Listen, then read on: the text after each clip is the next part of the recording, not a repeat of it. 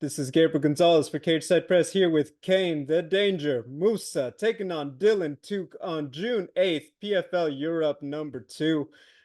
Kane, look, obviously a little less than a month out. How are you feeling? How's the end of camp coming along? Everything else? Everything's good, man. Everything's in sync. Everything's in line. The team's ready. My mind's ready. This is a better camp than it was from my last camp.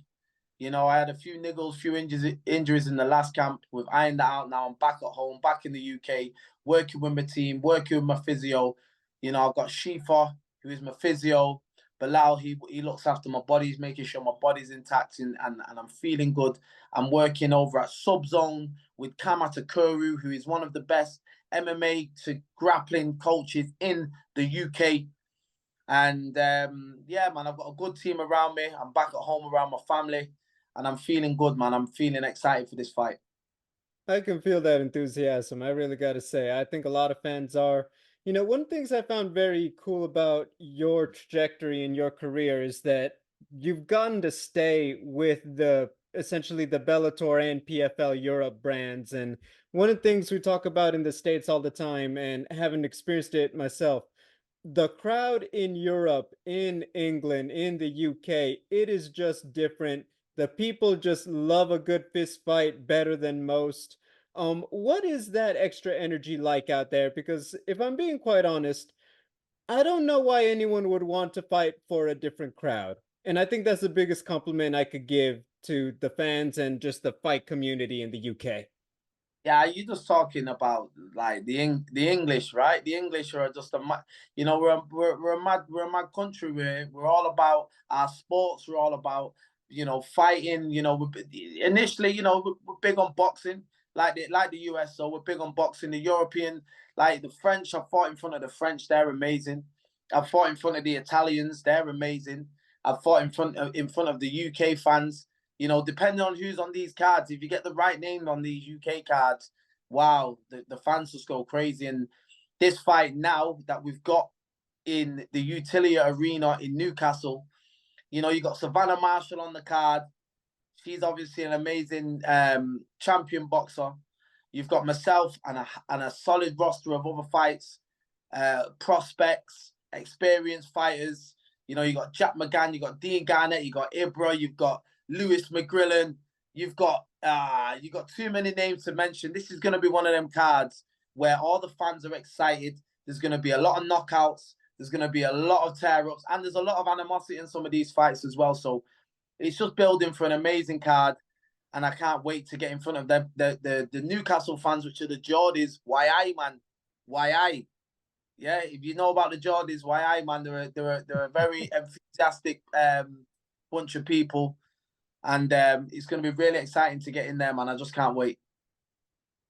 A thing I really liked about your brand, BADR, and just the apparel, everything, short, sweet, and what more could you want? One of the things I really appreciated, it's for the whole family. It's not just a couple unisex adults, t-shirts and hoodies. Talk to me a little bit about that motivation to really invest in it, to really build it, and not just say, every now and then, this is just my shirt, comes in two colors, support, but no, you really, I really love what you're doing over there with it. Can you just talk a little bit about building that? Yeah, so look, Batters, it's my baby. It's something that I've been building for the past 7 years now. It's become one of the biggest UK brands in terms of the brand awareness itself. The brand itself has been through a lot of adversity as well, which is a great representation of what the brand represents. Be a dangerous rival. It's all about competitive spirit. And for me, being competitive is something that I like to install into the community. And that's why it's a community brand. I built the brand off me, based around me being a fighter and having all the major fighters wear BADR over the years have really supported the brand and understood that, the brand represents competitive spirit. And this is what, I've been trying to install in the people who wear the brand. People wear BADR and they come to me and they say, listen, I'm now a dangerous rival. And I tell them, when you wear that clothing, understand that it represents strength and it represents resilience and power. It's more than just clothing. Not only do we do high quality premium fabrics and designs, we also build an ethos and a community of following, of understanding that we represent the community. We are a brand made by the people for the people. Man, I love it. I love it. And personally, I need to get my order in. So I do hope international shipping do help me out with that. But Exclusive coming very soon that people are not aware of. So you're going to get the first exclusive insight on that. I'm just waiting for the samples to land. Everybody's going to see the new sportswear. We're going full sportswear for the next foreseeable, and everybody's going to be wearing BADR in the gyms. If you're in the gym, you're wearing BADR. If you're on the mat, you're wearing BADR. If you're running in the street, you're wearing BADR. If somebody comes to you and they say they want to have you a fight, you go and wear your BADR. You know, if you go to the gym bar, make sure you're wearing BADR. Yeah, because BADR is that brand, and that's what we represent. my man, that is my kind of energy. I'm with it. I just want you to know I am with it. I really Right? love that energy. Let's talk a little bit about your buddy Dylan Tuke on June 8th. Yeah. What are your thoughts on his game? What he's bringing to the table as an opponent? First of all, I just wanted to say I've said that on the previous interviews, and I'll say it on every interview. I just wanted to first of all give my condolences to Dylan here on the passing of his mother.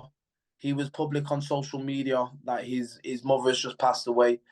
And I just, I can't imagine what he's going through right now. And I've not heard any talk about him wanting to pull out of the fight. So I wanted to commend him for that as well. I just once again wanted to give my condolences to him.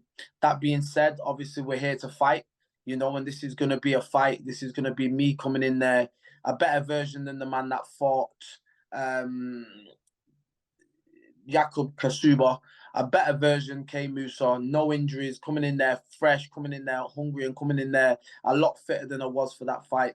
And I'm going to give I'm going to give him a lot of problems. I'm going to present a lot of problems, and I can see me getting my hand raised. However it happens through that fight on that night, I'm coming to bring the fire. I'm coming to bring the danger, and obviously, I'm coming to get the win. I wanted to ask you about some of the other things you have going on. One of the things I really respect and admire, you do not shy away from your history, your journey, your time, incarcerated and everything else. Yeah. One of the things I think you are probably best equipped to talk about in terms of an interview.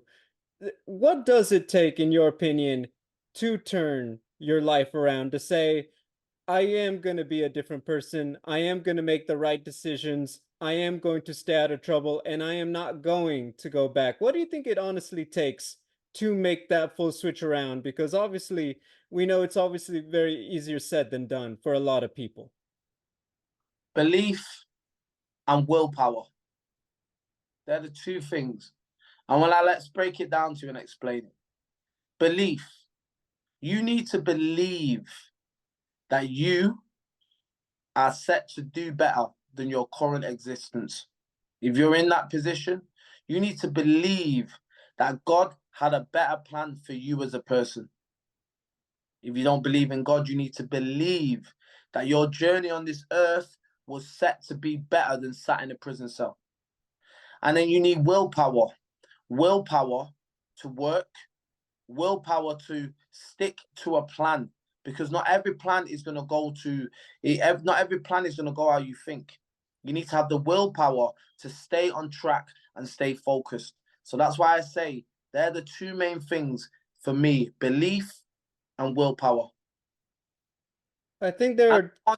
sorry, the want to change your life, you've just got to want to change your life. If you don't want to change your life, then you will not. You will stay in the same place, and that's fine if that's what you want to do. But I didn't want to stay in that same place. It's the want to change, belief, and willpower. Now, there's obviously a full spectrum of the things people do, get in trouble for, etc., etc. But Yeah. I'm gonna put this question to you a little bit broadly. Um, you think a bad person can become a good person with those two things, and change themselves from maybe who they were before? I believe, if I'm honest with you, I believe that people are bad and they're just bad. The spirit is bad, their energy is bad. I believe that a journey of enlightenment can also change bad people to good people. But if somebody's bad and that's just who they are by nature, if they're horrible by nature, whether they've been through trauma, whether they're just that way inclined, then they're always going to be bad. Okay, they might not be a criminal, but they'll still be a bad person. There's a difference. I'm not a bad person. I was a criminal that did bad things. But me as a person, in my heart, I never wish bad on anybody. I love seeing people do well. I love my family. I hate bullies, and I try to protect and support everyone that's around me. I try my best to do that. So I'm not a bad person. I've done bad things. I've been misled when I was younger. I've made wrong decisions. But as I've got older and I've become conscious and I'm a grown man and I understand what's right and what's wrong, I'm not a bad person, and I don't believe in doing bad to others. But there is people who are just bad, people who are sinister, and them people, they'll always exist, and that's the difference. That's the yin and yang in life. And that's my analogy on good and bad people. You have good people who do bad things, and you just have bad people who are just bad, and they want to see people down, and they don't care when people, and you see it in the world. You know, look at what's happening, and I don't want to get political, but look what's happening in Gaza. You know, it's bad people that are doing that to them children. It's bad people. I don't care what your reasoning is. There is no justification for killing young kids relentlessly, relentlessly, relentlessly. You know what you're doing. That's a bad person. You know, I don't care what the cause is. You can, there's other ways around it. I believe there's bad people, people that go and rob old ladies and beat them up, people who prey on the weak. They're bad people. I've never been that person ever, you know, and that's the difference. I've just done stupid things, bad things where I might have gone and stolen a car because I needed it to go and do something and I was showing off and I thought that was me being like being one of the boys. And what, but really, as an adult now, I understand that no, that's someone's hard earned possession that you have no right touching or going there. And as a grown man, I understand the right and wrong, and I understand that I'm not a bad person, and I will try to install that into my children and keep them type of people around me, good people, bad people away. Kane, I appreciate your candor with that answer. I truly do, and thank you. I do Welcome. want to leave you with one last one. Obviously, things getting rolling. The acquisition of Bellator by the PFL this year, and all the changes it's Yeah, been across a lot of rosters down the yeah. board. What are your goals still for 2024? Where would you like to be by the end of this year I competitively in the cage? I back in the win column. Get myself back in the win column. Get a good two solid wins now. This fight, definitely one more fight. Even if I could get an extra one, but I definitely want two big wins to finish the year, and then we'll see where we go next year. Get me into the season. If I get two big wins, if I could get three big wins, I'd be blessed. You know, three big wins would put me a solid case to get into the World Series season. So you know that's the aim. Look, two solid wins. Yeah, and if I can get three, it'll be three solid wins. But I need to get the two wins back this year, get myself back in the win column. That's my aim. Well, Kane, we're looking forward to it. We appreciate the time. We appreciate all of the energy and the honesty, truly. Kane Mousah taking on Dylan Tuke, June 8th, PFL Europe 2. You guys don't want to miss it. Let's go.